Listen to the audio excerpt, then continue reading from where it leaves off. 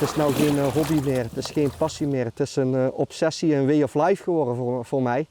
En ja, zodra ik tijd heb, dan ga ik op het water. Maar dat moet ook. Het moet ook, want wij zien het als topsport. En je moet blijven trainen. En dat werpt zijn vruchten af, want afgelopen weekend ving hij een recordgrote meerval in de Maas in Midden-Limburg. 2,48 meter samen met je moeder.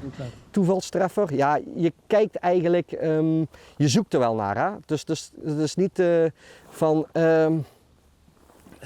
ja, ik zie hem, ik vang hem, het is geluk. Nee, want ik sla heel veel vissen over. Dat de vissen zo groot kunnen worden heeft alles te maken met de beschermde status van meervallen. Ze breiden zich de laatste jaren toch ongebreideld voor en ze worden steeds groter. Dat zie je wel aan de vangsten die nu 2,47 meter of hoeveel was het, en 150 kilo ongeveer. Dat is, ja, die hebben wat nodig op een dag. Ik heb zelfs gezien dat ineens plotseling verdwenen was op het water. Dus die werd gewoon gepakt door de meerval en opgevreten. Ik zie wel eens af en toe van die hele kleine hondjes zwemmen. Ja, kijk, hij weet niet dat het een hond is. Voor hem is het een prooi. Ja? En als er eentje toevallig echt in de buurt is, ja, die zou hem gewoon wel eens kunnen pakken. Ja. Ja. En Hutting is alweer bezig met een volgend doel. Ik ben op het water bezig weer.